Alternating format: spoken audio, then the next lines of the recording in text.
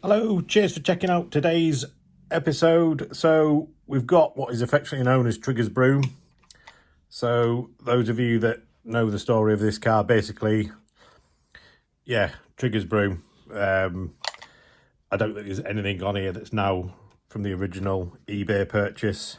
So what we've got today is from my good friend Kevin Fenrick, who has done some carbon fibre motor plates. So we're going to get these on, see how they are. And he's also got carbon fibre steering link. So they're all countersunk on the bottom.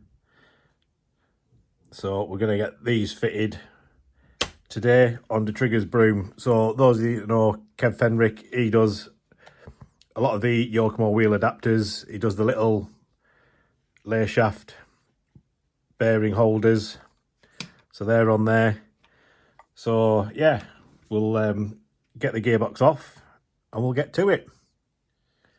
Right, got the gearbox off, so nice and easy to work on.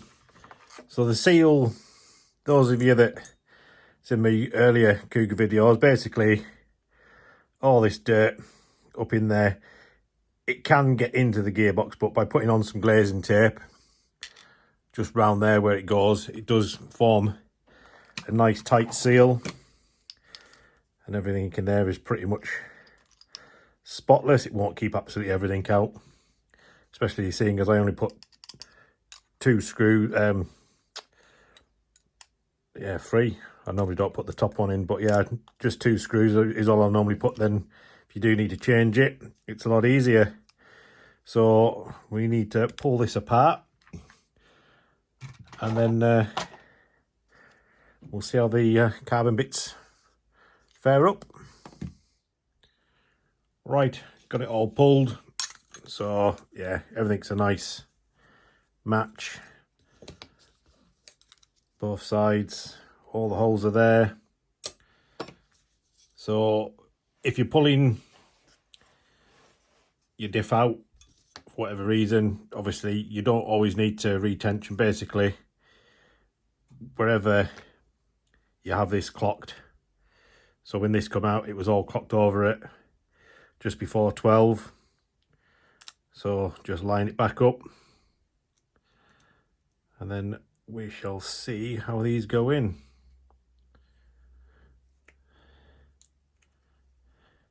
I think it's probably better tapping this out, but I don't have a tap. So we're just going to go nice and easy to begin with.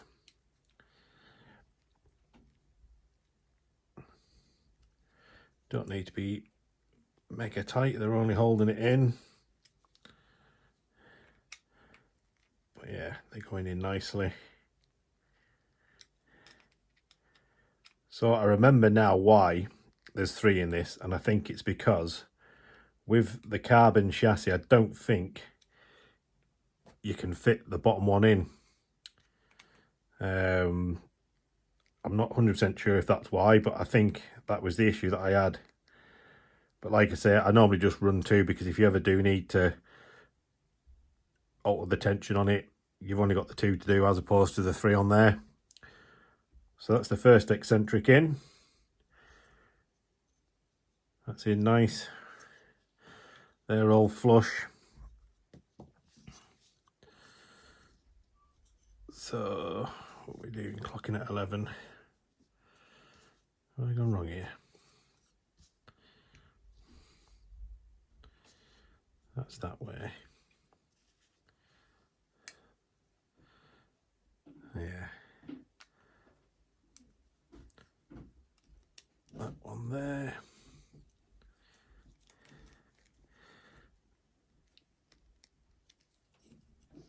Give these a nip up.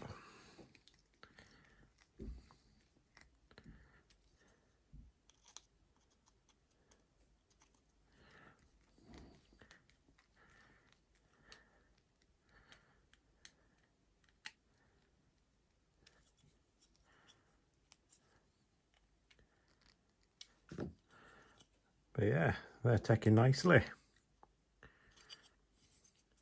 So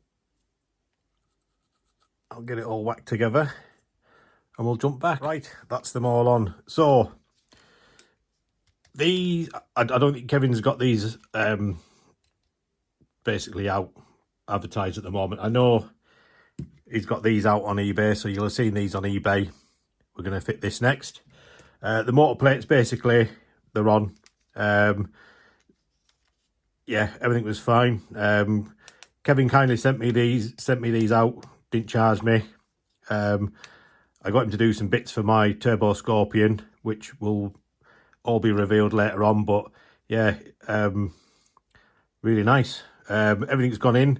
The screws seem to be holding. I mean, I don't know how they take to constant in and out, whether you'd want to tap them, but I've just gone in with the original screws because this is what comes with the classic re-release kit. So I wasn't going to change anything because a lot of people will have these screws. Most people will have taken them out and put hexes in, but I haven't as yet. So that's it all done. So I will get this put back together, get the slipper back on, get it back in the car, and then we'll move on to the steering. Right, I've not bored you with fitting the steering in, but obviously it's in, it's nice. Obviously the standard part, I've never broken one, I've never had any issues with them, but obviously you do get a little bit of flex in them, but ultimately the carbon just looks so much better. Yeah, that's it. Only thing I would say, and I've always found it great for the steering, is if these nuts there, a lot of people hold me pliers, again, these little brass inserts in there. If you haven't got one, these are absolutely great because they've got the 7mm and they're nice and flat. That just gets in there nicely, and then just in there as well. Just makes it a lot easier. If you don't have one, they come with every Kyosho kit as far as I know, so if you want one, just go out and buy a Kyosho kit, and you'll get one of these for free. But I don't know if they sell it on its own, but you get a kit at the end of the day as well. So yeah, we're all done. So I'd just like to massive thank you to Kev for sending me these parts. It was totally unexpected. Very grateful to be sent anything for free. But yeah, I don't know what the plan is for the gearbox mounts, or the side plates, whether he's just going to be, if someone wants some, get in contact with him, but I'll leave all his contact details in the description below. But yeah, it's going to be a while before I run this because obviously I've got the JJ Ultima and I need to get that up and ready for the Jingle Bells Cup in November, and then the Euro Masters next year if we get a spot. Hopefully we do. But yeah, cheers for checking out this little ditty. But yeah, if you're after a bit of carbon bling, go and give Kevin a shout.